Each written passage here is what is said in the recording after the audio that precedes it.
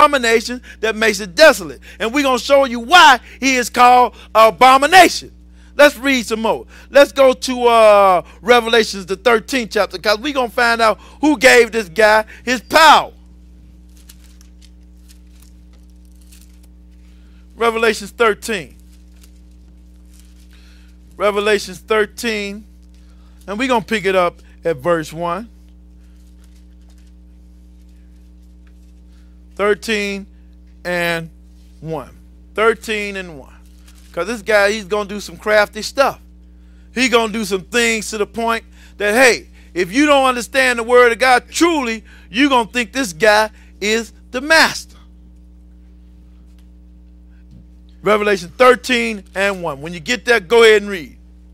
And I stood upon the sand of the sea, and saw a beast rise up out of the sea, having 7 heads and 10 horns, and upon his horns 10 crowns, and upon his heads the name of blasphemy. And the beast which I saw was like unto a leopard. Now we know who the leopard is again. That's the Greek Empire. Go ahead and read. And his feet were as the feet of a bear. And that's the Medo-Persian Empire. Go ahead and read. And his mouth as the mouth of a lion. And there go to Babylon. So this beast is representing the Gentile Empire. Didn't he say mark off that land for it is given to the Gentiles? Yes.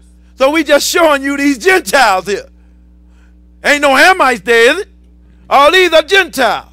Go ahead and read. And the dragon gave him his power. And we're going to find who this dragon is later on. But for those who don't know, it is Satan. Satan going to give him his power. Go ahead and read. And his seat and great authority. Satan going to give him his power, his seat, and his great authority. Because he's going to be sitting in the seat of Satan. Satan always wanted to be like the Lord. He wanted him a throne too. But it ain't the one you want to sit on. Go ahead and read. 4. And they worshiped the dragon, which gave power unto the beast. See, they worship the dragon. They worship Satan. Because when you worship these guys, hey, you are worshiping Satan. You understand what I'm saying, sisters and brothers? Because now he's going to show you, because it's going to be 2 rulers. You're going to have a civil ruler, and you're going to have a religious ruler. This beast is the civil ruler right here. Go ahead and read. Ending verse 4. And they worshiped the beast, saying, who is like unto the beast, who is able to make war with him? And there was given unto him a mouth speaking great things and blasphemies. In other words, he's talking against the Most High. Go ahead and read. And power was given unto him to continue 42 months. Oh, man, how many times we going to read it? 3.5. He going to have power how long? 3.5 years. 42 months. Yes, sir. Have we read 7 years yet? You won't read it. Go ahead and read. 6. And he opened his mouth in blasphemy against God, to blaspheme his name and his tabernacle, and them that dwell in heaven. Go ahead. And it was given unto him to make war with the saints. And this guy's always making war with the saints. That is why you don't want to deal with this thing in the days of tribulation. He is going to try to kill every servant of God. So pray that you make it to this wilderness.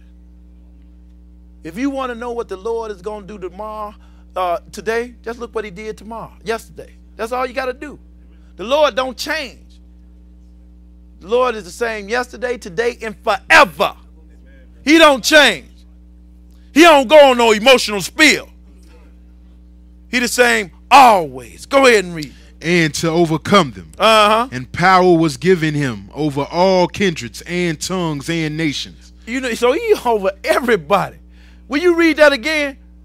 And it was given to him. And it was given him to make war with the saints. And to overcome them.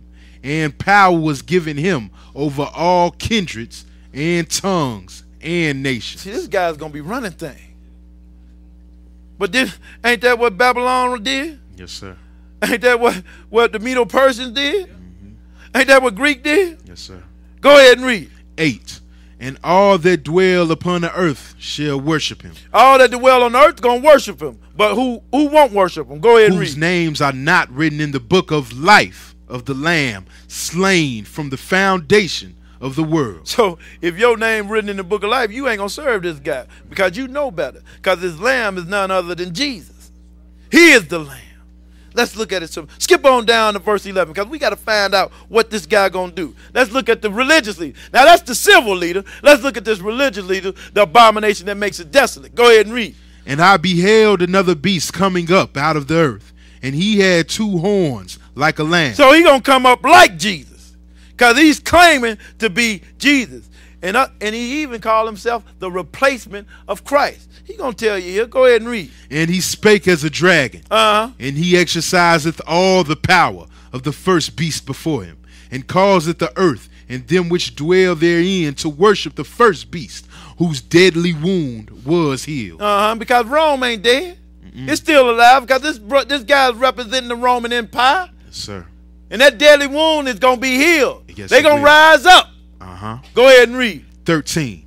And he doeth great wonders, so that he maketh fire come down from heaven on the earth in the sight of men. You know good and well you got this religious leader who everybody claim to be holy, and this guy is going to come and make fire come down from heaven.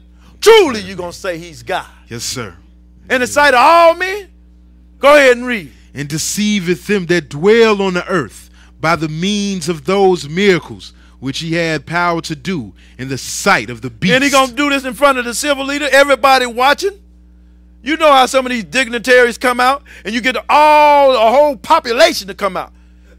Millions of people to see him. And he's doing all this in front of them. Go ahead and read. Saying to them that dwell on the earth, that they should make an image to the beast, which had the wound by a sword and did live. Go ahead.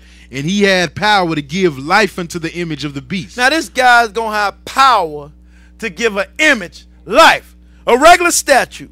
Somebody come and make a statue walk. Man, come on. Give me a break. I be looking at some of these big statues, man. I just have to drive past them fast because, you know, that's some spooky stuff to me. Them big statues of them women, man. Just give me a break. Talking about mother. No, she ain't no mother. She ain't no mother of God. No. Go ahead and read. That the image of the beast should both speak and cause that as many as would not he worship. Even gonna make the image talk. Can you imagine seeing all that? And if you don't understand the word of God, you will get caught up in this. Yes, sir. If the Lord hadn't brought you out of them houses you was in on Sunday, you wouldn't even understand that. You wouldn't. Go ahead and read. And cause that as many as would not worship the image of the beast should be killed.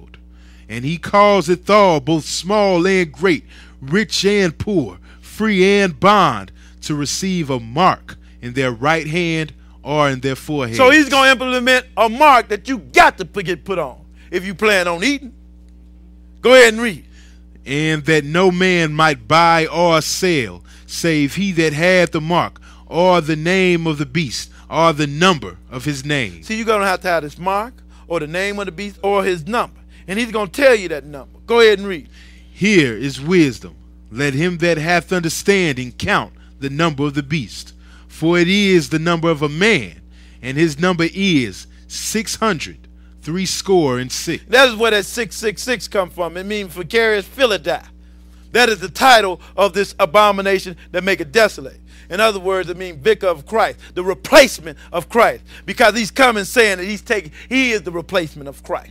He has that title. And if you do the Roman numerals, that vicarious Philadelphia, it comes out to be 666 in the Latin language. All you got to do is read it. Put the title on the person. You don't have to be a rocket scientist.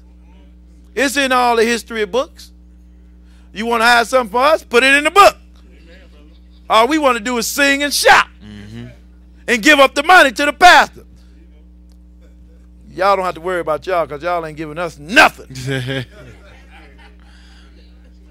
Nothing. I still got to call a brother, take me somewhere. Can you give me a ride? Let's go a little further. Let's go to Daniel, the 12th chapter. Because when this guy come on the scene, you don't want no part of this, sisters and brothers. Because the Lord talks about this time of trouble. He talks about it in the new, and he talks about it in the old.